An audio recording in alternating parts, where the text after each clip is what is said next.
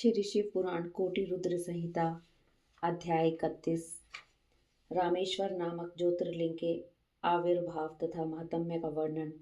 सूची कहते हैं, ऋषियों, अब मैं यह बता रहा हूँ कि रामेश्वर नामक ज्योतिर्लिंग पहले किस प्रकार प्रकट हुआ। इस प्रसंग को तुम आदर पूर्वक सुनो। भगवान विष्णु के राम अवतार में जब रावण सीता जी को हर कर लंका ले गया, तब सुग्रीव के साथ 18 पद्म वानर सेना लेकर श्री राम समुद्र तट पर आए। वहां वे विचार करने लगे कि कैसे हम समुद्र को पार करेंगे और किस प्रकार रावण को जीतेंगे। इतने में ही श्री राम को प्यास लगी। उन्होंने जल मांगा और वानर मीठा जल ले आए। श्री राम ने प्रसन्न होकर वह जल ले लिया। तब तक उन्हें स्मरण हो आया कि मैंने अपने स्वामी भगवान शंकर का दर्शन तो किया ही नहीं, फिर यह जल कैसे ग्रहण कर सकता हूँ। ऐसा कहकर उन्होंने उस जल को नहीं पिया। जल रख देने के पश्चात रघुनंदन ने पार्थिव पूजन किया। आह्वान आदि 16 उपचारों को प्रस्तुत करके विधि पूर्वक बड़े प्रेम से शंकर जी की अर्चना की। प्रणाम तथा दिव्य स्त्रोतों द्वारा यत्न पूर्वक शंकर जी को संतुष्ट करके श्री राम ने भक्ति भाव से उनसे प्रार्थना की। श्री राम बोले, उत्तम व्रत का पालन करने वाले मेरे स्वामी देव महाश्वर, आपको मेरी सहायता करनी चाहिए। आपके सहयोग के बिना मेरे कार्य की सिद्धि अत्यंत कठिन है। रावण भी आपका ही भक्त है। वह सबके लिए सर्वदा दुर्जय है, परंतु आपके दिए हुए वरदान से वह सदा अहंकार में भरा रहता है। वह त्रिभुवन विजयी महावीर है। इधर मैं भी आपका दास हूँ, सर्वदा आपके अधीन रहने वाला हूँ। सदाशिव, यह विचार कर आपको मेरे प्रति पक्षपात करना चाहिए। सूची कहते हैं, इस प्रकार प्रार्थना और बारंबार नमस्कार करके उन्होंने उस स्वर से जय शंकर जय शिव इत्यादि का उद्घोष करते हुए शिव का स्तवन किया। फिर उनके मंत्र के जप और ध्यान में तत्पर हो गए। तत्पश्चात पुनः पूजन करके वे स्वामी के आगे नाचने लगे।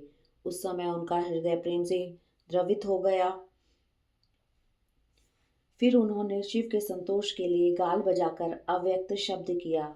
उस समय भगवान शंकर उन पर बहुत प्रसन्न हुए और वे ज्योतिर्मय महेश्वर वामांग भूता पार्वती तथा पार्षद गणों के साथ शास्त्रोक्त निर्मल रूप धारण करके तत्काल वहां प्रकट हो गए। श्री राम की भक्ति से संतुष्ट चित होकर महेश्वर ने उनसे कहा, श्री राम, तुम्हारा कल्याण हो, वर मांगो। उस समय उनका रूप देखकर वहां उपस्थित हुए सब लोग पवित्र हो गए। शिव धर्म परायण श्री राम जी ने स्वयं उनका पूजन किया। फिर भांति भांति की स्तुति एवं प्रणाम करके उन्होंने भगवान शिव से लंका में रावण के साथ होने वाले युद्ध में अपने लिए विजय की प्रार्थना की। तब राम भक्ति से प्रसन्न हुए महेश्वर ने कहा, महाराज, तुम्हारी जय हो। भगवान शिव के दिए हुए विजय सूचक वर एवं युद्ध की आज्ञा को पाकर श्री राम ने नतमस्तक हो हाथ जोड़कर उनसे पुनः प्रार्थना की।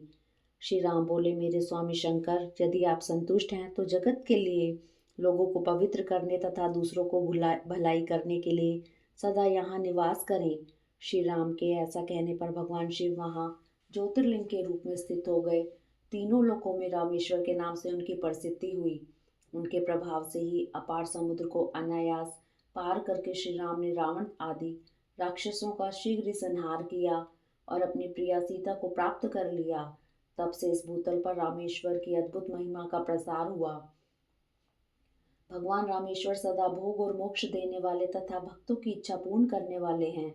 जो दिव्य गंगा जल से रामेश्वर शिव को भक्ति पूर्वक स्नान कराता है, वह जीवन मुक्त ही है। इस संसार में देव दुर्लभ समस्त भोगों का उपभोग करके अंत में उत्तम ज्ञान पाकर वह निश्चय ही केवल्य मोक्ष को प्राप्त कर लेता है। इस प्रकार मैंने तुम लोगों से भगवान शिव के रामेश्वर नामक दिव्य ज्योतिर्लिंग का वर्णन किया, जो अपनी महिमा सुनने वालों के समस्त पापों का अपहरण करने वाला है। इति श्री अध्याय 31। हरि ओम तत्सत।